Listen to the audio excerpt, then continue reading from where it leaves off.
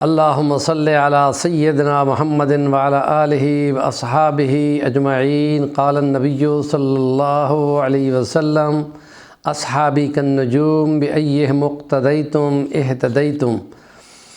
حضرت ابوبکر صدیق رضی اللہ تعالی عنہ کا یوم وصال کے سلسلے کے آج چوتھا ولاگ ہے۔ حضرت ابوبکر صدیق جانشین نبی کریم صلی اللہ علیہ وسلم، ان کی شان کے مختلف پہلو بیان کیے ہیں۔ ایک پہلو ان کا سخاوت کا تھا کہ نبی کریم صلی اللہ علیہ وسلم نے جب جیش العسرت 9 ہجری میں نکالا کہ قریش کے ان تمام قبائل کو دھمکی دی تھی قیصر روم نے کہ ہم تم لوگوں پر 4 لاکھ کی فوج رکھ کر اجاڑ دیں گے۔ نبی پاک صلی اللہ علیہ وسلم نے اس کے لیے ایک لمبا 1500 میل کا سفر تھا اور سخت گرمیاں تھیں،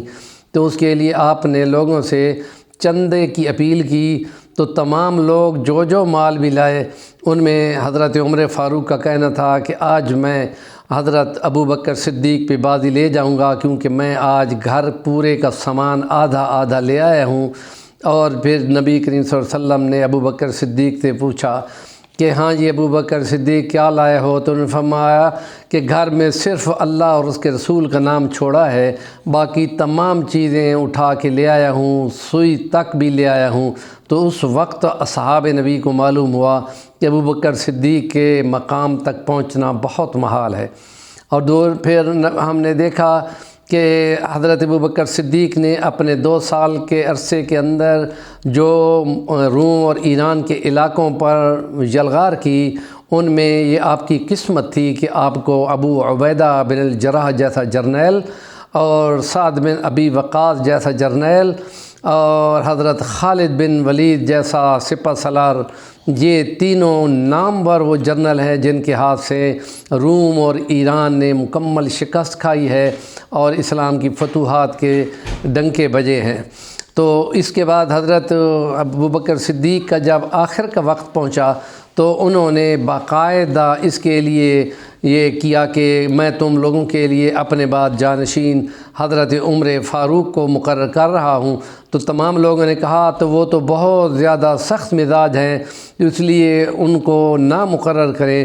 تو جس وقت ابوبکر صدیق نے فرمایا کہ جتنا وہ زیرک اور جتنا ذمہ دار ہے وہ میں سمجھتا ہوں، اور مجھ پر اعتبار تم کرو کہ وہ شخص جس پر جب بوجھ پڑے گا ذمہ داریوں کا تو وہ نرم ہو جائے گا۔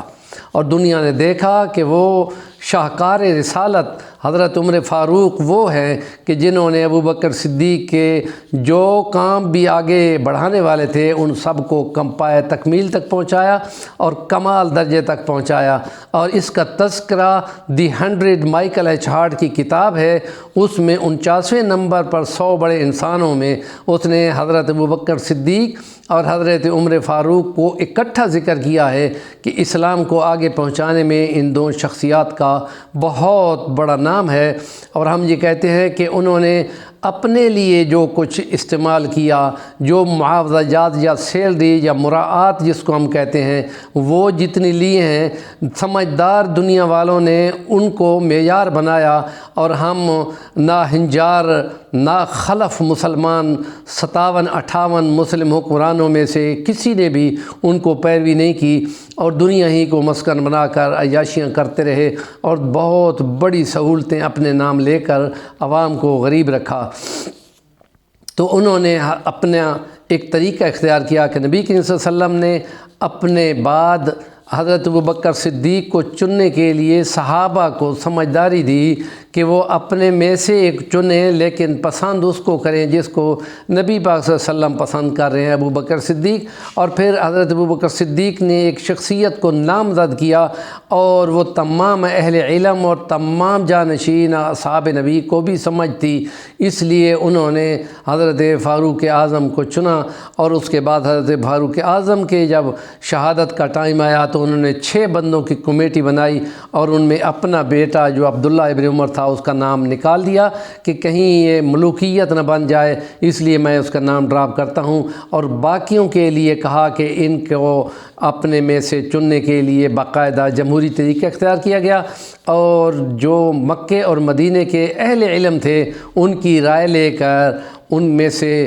پھر انتخاب کیا گیا، اور ان کا انتخاب آخر پہ حضرت عثمان غنی اور حضرت علی کی صورت میں سامنے جب آیا تو لوگوں کی اکثریت حضرت عثمان غنی کو پسند کر رہی تھی۔ تو یہ طریقہ تھا کہ جس کے لیے نبی کریم صلی اللہ علیہ وسلم کے اصحاب نبی نے مختلف طریقے سے باقاعدہ جمہوری طریقے سے انتخاب کے طریقے سے، کیونکہ خدا کے کلام کا یہ وصف ہے کہ وہ یہ کہہ رہا ہے وَأَمْرُهُمْ شُورَىٰ بَيْنَهُمْ، ان کا یہ عام معمول ہے کہ وہ اپنے امور کو مشورے سے طے کرتے ہیں، اور کوئی ڈکٹیٹرشپ یا ایسی کوئی چیز وہاں نہیں ہوتی تھی، اور اگر کوئی اعتراض کرتا تو تسلی بخش طریقے سے جواب وہیں موقع پہ دیا جاتا تھا۔ اس لیے ہم یہ کہتے ہیں کہ اسلام کے سسٹم کو، نظام کو اور حکمرانی کو اور اسلام کے غلغلے کو آگے پہنچانے میں نبی کریم صلی اللہ علیہ وسلم کے جانشینوں کا بہت بڑا نام ہے، اور یہ کالکی اوتار کے اصحاب کے نام سے ہندی کلچر کی کتابوں میں بھی محفوظ ہے،